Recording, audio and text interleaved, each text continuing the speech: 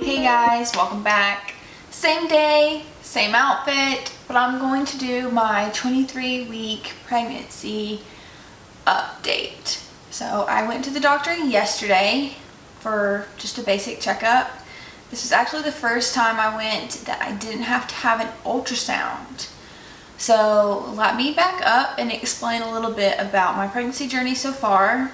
When I found out I was pregnant around 4 weeks and a few days, so early or very late September, like the 28th. And my husband and I were actually going on a huge trip to Utah with some friends for one of my high school friends' wedding. A week later, 2 weeks later. So I didn't really have time to go to the doctor until we got back. So that was a week-long trip. So it was like 2 weeks later. So by the time I got to the doctor, I was around 9 weeks. So I was super excited to go, and I figured I would probably get an ultrasound because I was so far along. Well, I did get an ultrasound, and baby was fine, except for I had this thing called a subchorionic hematoma. It's basically, they described it as a bruise on my uterus. What it really is just blood. It is a bruise. It's blood under the surface, but it can cause issues. If it were to rupture, it could cause a miscarriage. Mine was not that big.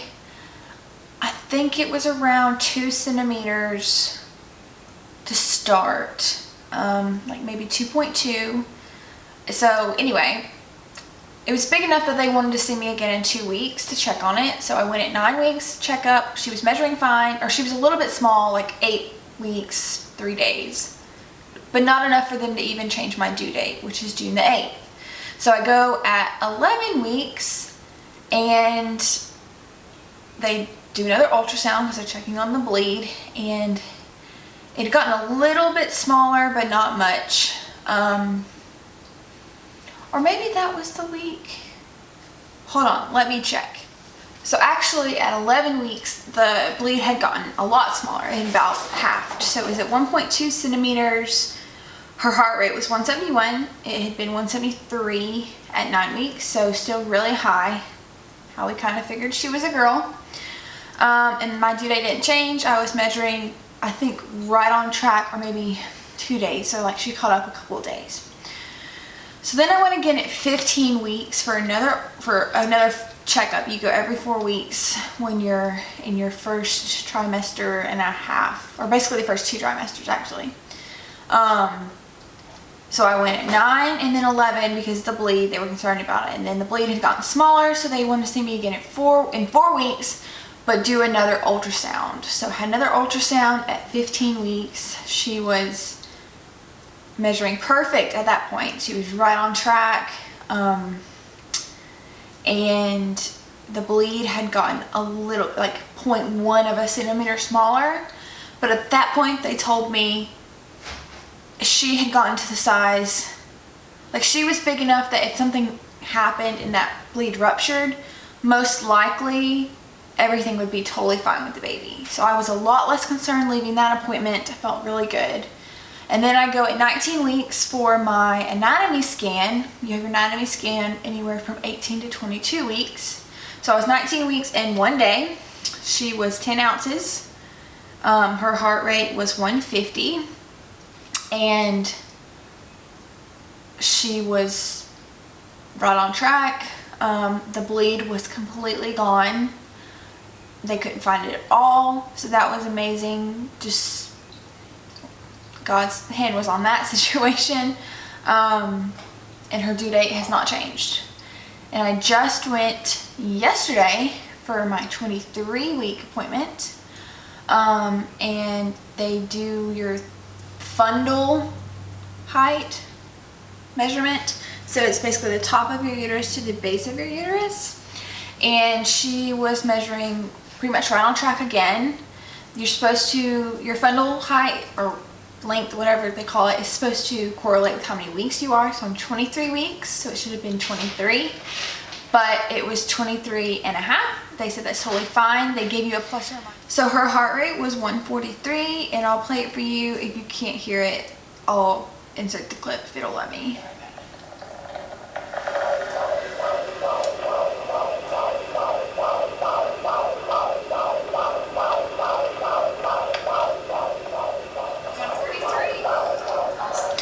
So it was a nice strong heartbeat.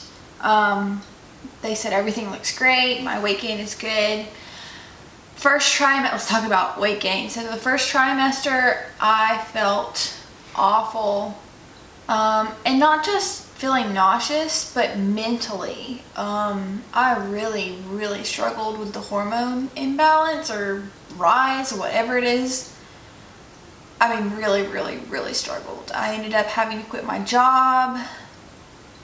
Let's see, I think a week after we got back from that trip, maybe 2 weeks. Things happened on vacation with my job that like stressed me out because I didn't have internet. I was literally out in the middle of the wilderness in Utah. And they were out of my control, and then I couldn't fix them, or couldn't fix them timely. I mean, it was very stressful. And for my own mental health, I decided to quit my job. Thankfully, we were in this financial situation to where we could do that. So I have not been working since early November. I think November 4th or 5th was my last day. And actually I had given my 2 weeks, and I was supposed to finish on like the 5th, and I went to the doctor on the 3rd. And that was my first appointment, and that's when I found out about the bleed and everything. And for a little bit of background, my sister had had a subchorionic hematoma with her first, and she actually did miscarry at 15 weeks with her first. So I was terrified that I was going to lose my baby, and I was already dealing with a lot of stress. Like, I'd already quit my job at this point. I hadn't even been to the doctor yet, so I didn't know there was anything possibly wrong. I just thought I was pregnant, my hormones were crazy, and I couldn't cope. So I needed to not work anymore because it was just escalating my stress. And then I go to the doctor like my last couple days. I think it was a Monday, and I was supposed to be done Wednesday. And they tell me possibly, this pregnancy isn't going to make it. This could be an issue. And the thing is, the doctor didn't even say any of that. They just said, you have a bruise on your uterus. That's it. They didn't tell me to rest, no pelvic rest, no heavy lifting. They didn't tell me any of that. I figured all that out after talking to my sister and Googling other people's stories. And a lot of people don't talk about it, and I don't understand why, because apparently they're kind of common. My mom had one as well as my sister, so they're not genetic, but it seems like at least my family's predisposed to them. My mom actually had one with her 6th or 7th pregnancy with my youngest sister, and hers actually did rupture. I think she said at 12 weeks, but my sister was fine, healthy. She's here today, But I had one work out, one not. Different stories online you read. A lot of times it's not good news. But thankfully, I'm so thankful that mine did dissolve, because it basically gets reabsorbed like a normal bruise. And I'm so sorry for those who don't. I can definitely empathize and feel, if mine hadn't, I can understand. Get emotional thinking about it. But thankfully the bleed is gone. So at this last appointment, no ultrasound. They actually told me after my anatomy scan I would not get any more ultrasounds, which was a bummer because I'd gotten to have 4. Every time I went, I got to have one. So I was kind of spoiled in that. But also, the reasoning behind getting them was not necessarily the best, and thankful that she's okay. But yeah, so at my 23-week appointment, they just listened to her heart rate, measured the baby. I took my weight, you know, all that stuff. My blood pressure was good. My weight is good. Oh, that's where I was going. Okay, so weight. When I was feeling so sick and awful my first trimester, basically the first, I want to say it was only like 10 or 13, like it wasn't the whole first trimester that I felt so bad. It really was like the first, no, it was actually like 13 weeks is when I started feeling okay, which is like a week before your second trimester. It was part of the anxiety and stress and part of not feeling good. I lost 10 pounds. I had already lost 10 pounds basically the year before. I was just trying to get to a really healthy weight before the baby came. So I was around 150 before pregnancy. I was 140. That's just the lowest I got. I was like 139 point something, but I just say 140, which I haven't been 140 since freshman year of college. For reference, I'm 23, so you know it's been a while. And the highest I got was 160. So I had lost 10 pounds on my own with exercise and diet. Not really diet, just watching what I ate, making healthy choices. And then I lost 10 pounds with the pregnancy stress, hormone, nausea, all of that. So I really was stressed about my weight then, because for the first few weeks up until 19 weeks, so the first half of the second trimester, I just didn't gain any weight. I was hovering about I kind of gained a little bit of weight back, so I was like 142 to 145, depending on the day, depending on what I ate the day before. But I was so hungry. Once I hit about 19 weeks, basically when I went for my anatomy scan, I was about 145, so I gained about 5 pounds back. But from 19 weeks to 23 weeks, so in a month, I got so hungry.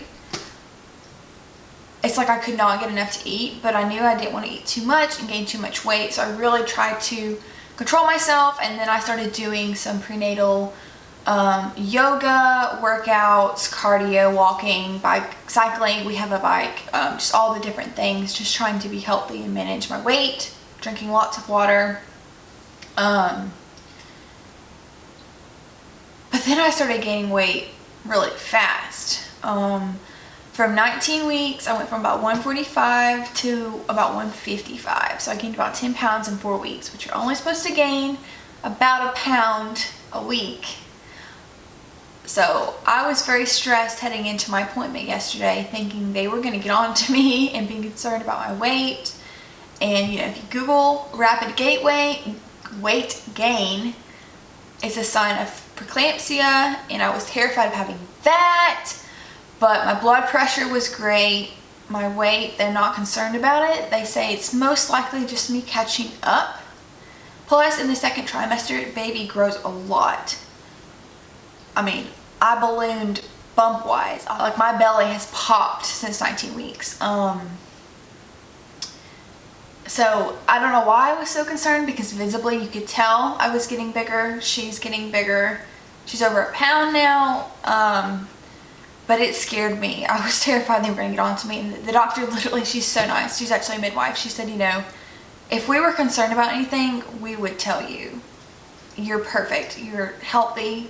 You're great. You were healthy weight to begin with. And you're healthy right now. So that really eased my mind. But yeah, so 23 weeks and 2 days today. We're chugging right along. The next time I go is my glucose test. So at this appointment yesterday, they actually discussed that with me. I had a choice of my drink. I could either get the Sprite flavored or like the lemon lime flavor, orange, or fruit punch. I had seen on TikTok and everything, you know, everyone likes basically all the flavors. And then my midwife told me, she's like, I've had to drink them all. None of them are really that bad. Her preference was the Sprite or the orange. My sister had told me the Sprite flavor.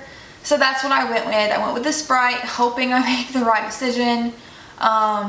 It's really not that big. If I had the bottle, I would show you. I actually left it at my husband's work because I'll come in with him that day for the appointment chug my drink and then have him drive me because I'm really worried about how I'm going to feel with that. And the doctor prescribed me some Zofran to take before I drink the drink. She said Zofran and then eat some like lean protein. So like I'm going to eat turkey bacon, just a few pieces, and then drink the drink within 5 minutes. And then you're supposed to do it like 45 minutes before your appointment.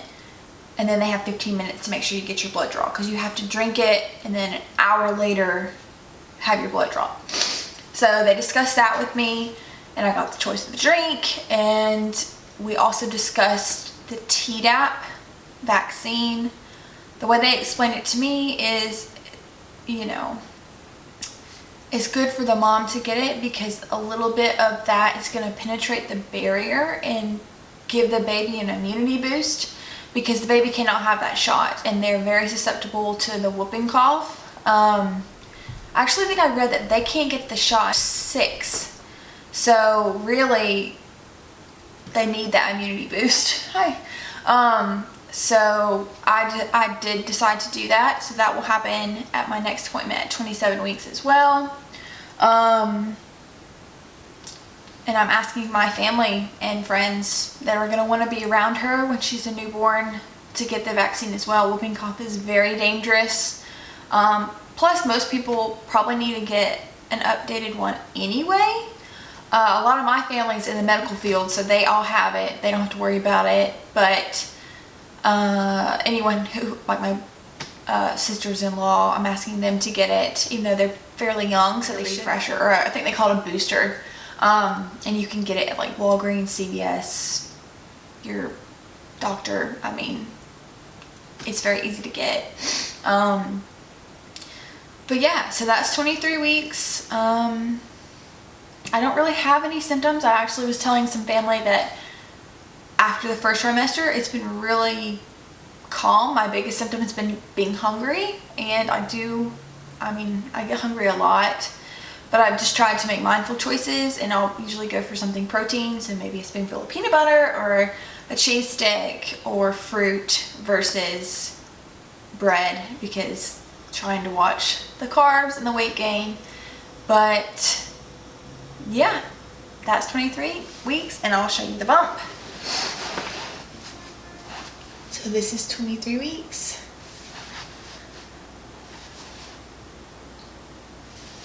With our baby girl. Anyway, thanks for watching. Like, subscribe, follow for more. Thank you. Bye, guys.